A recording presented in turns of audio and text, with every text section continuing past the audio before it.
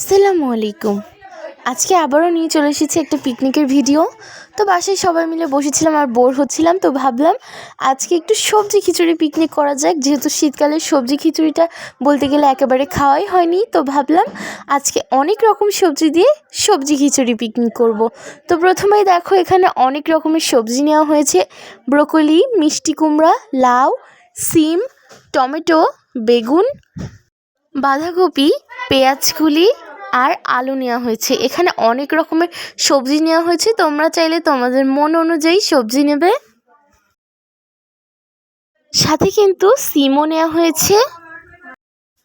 এবারে একে একে সবজিগুলো আমি আমার মন অনুযায়ী শেপ করে কেটে নিচ্ছি। তোমরা তোমাদের যেভাবে সুবিধা হয় সেইভাবে সবজিগুলো কেটে নেবে। আর এখানে যে সবজিগুলো গলে যায় সে সবজিগুলো একটু বড় সাইজের করে কেটে নেওয়া হয়েছে, যেমন লাউ, পেঁয়াজকুলি আর বেগুনটা এখানে ছোটও দিয়েছি আমরা। তোমরা কিন্তু বড় করে দিবে, না হলে কিন্তু বেশি মিশে যাবে খিচুড়ির সাথে। তো এখানে একে একে সবগুলো সবজি কেটে নেওয়া হচ্ছে।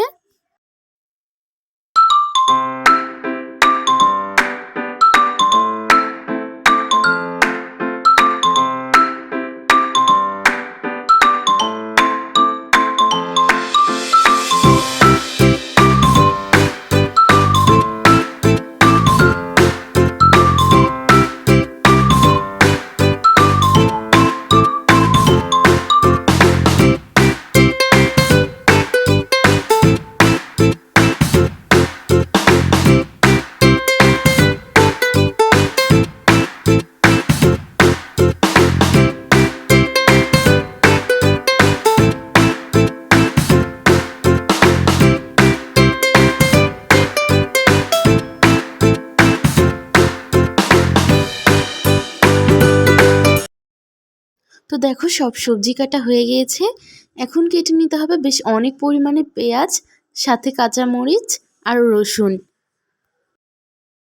এখানে চাল আর ডালটা ভালোভাবে ধুয়ে নেওয়া হয়েছে, যতক্ষণ না স্বচ্ছ পানি বের হয়। পরিষ্কার করে ধুয়ে নেওয়ার পর এর মধ্যে সেই কেটে রাখা পেঁয়াজ, মরিচ আর রসুন দিয়ে কিছুক্ষণ মাখিয়ে নেওয়া হচ্ছে। লবণও দেওয়া হয়েছিল কিন্তু সাথে। প্রথমেই এর মধ্যে দেওয়া হলো পেঁয়াজগুলি, তারপর দেওয়া হলো বাঁধাকপি, যেগুলো একটু ঝুরি ঝুরি করে কাটা, সেগুলো দিয়ে মাখাতে হয় প্রথমে। তো মিষ্টি কুমড়া ছিল, অল্প পরিমাণে দেওয়া হয়েছিল, যেহেতু বাসার সবাই খুব একটা পছন্দ করে না খিচুড়িতে মিষ্টি কুমড়ো, সেই জন্য। এরপর হলুদ, ধনে গুঁড়ো আর দেওয়া হলো মরিচ গুঁড়ো। মরিচ গুঁড়োটা ডিপেন্ড করবে কাঁচামরিচের ওপর। যদি কাঁচামরিচ বেশি দেওয়া হয় তো মরিচ গুঁড়ো কম দিতে হবে। এবার বেশ পরিমাণে সয়াবিন তেল দেওয়া হয়েছে এখানে, তোমরা চাইলে সরিষার তেলও দিতে পারো। এটা দিয়ে ভালোভাবে নেড়ে চেড়ে মাখিয়ে নেওয়া হচ্ছে। হাত দিয়ে মাখালে বেশি টেস্ট হয়, এই জন্য হাতেই মাখানো হচ্ছে। আবারও এর মধ্যে লবণ অ্যাড করা হচ্ছে, যেহেতু অনেক চাল আর সবজি, সেই কারণে আবার পরিমাপ করে লবণ দেওয়া হলো। প্রথমে দেওয়া হলো ব্রোকলি, তারপর দেওয়া হলো বেগুন, এরপরেই দেওয়া হয়েছে আলু। একে একে সব সবজিগুলো দিয়ে দিতে হবে। এবারে দেওয়া হলো সিম আর গাজর। আবারও কিন্তু লবণ দেওয়া হয়েছে আর একটু তেল দেওয়া হলো, কারণ অনেক পরিমাণে সবজি, এই কারণে ধাপে ধাপে লবণ আর তেলটা দিয়ে মাখিয়ে নেওয়া হচ্ছে যাতে সব জায়গায় পৌঁছে যায়। আরও এর মধ্যে লাউ আর কিছু সবজি দেওয়া হয়েছে, যেটা আমি ক্যামেরা বন্দি করতে ভুলেই গিয়েছিলাম। আর খিচুড়ি রান্নাতে সবসময় জিরা বাটা ব্যবহার করলে বেশি টেস্ট হয়, তো আমার আম্মু যখনই খিচুড়ি রান্না করে তখন জিরা বাটা ইউজ করে। এবার এর মধ্যে হাত ধোয়া পানিটা দিয়ে দেওয়া হলো, আর অন্যদিকে কিন্তু গরম পানি দেওয়া হয়েছে চুলায়। গরম পানি দিলে তাড়াতাড়ি রান্নাও হয়ে যাবে। আর একটু তেজপাতা, গরম মশলা এগুলোও দেওয়া হলো এর মধ্যে। আর খিচুড়ি রান্নাতে কিন্তু সবজি খিচুড়ি রান্নায় বেশি পরিমাণে পানি দিতে হয়।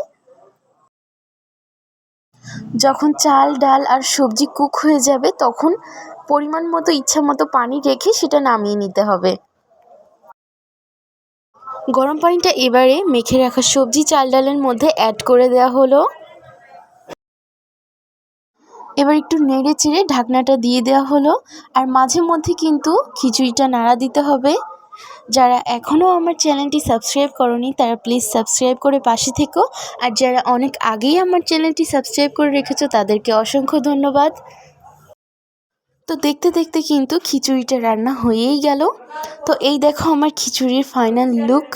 অনেক লোভনীয় হয়েছিল খেতে। আর এর সাথে আমরা একটু ঘি দিয়ে খেয়ে নিয়েছিলাম, কারণ সবজি খিচুড়ি থাকলে আর কিছুর প্রয়োজনই পড়ে না, একটু ঘি হলেই খাওয়াটা পরিপূর্ণ হয়ে যায়।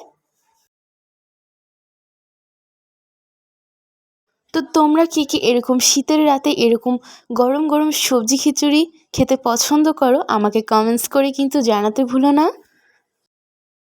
তো ভিডিওটি ভালো লাগলে লাইক, কমেন্ট আর শেয়ার করো তোমার বন্ধুদের মাঝে। ফেসবুক পেজ থেকে দেখলে পেজটা ফলো করে দিও। আজ এই পর্যন্তই, আবারও কোনো নতুন ভিডিও নিয়ে তোমাদের মাঝে হাজির হব। সবাই ভালো থেকো, সুস্থ থেকো, আমার জন্য দোয়া করো। আল্লাহ হাফেজ। Thanks for watching.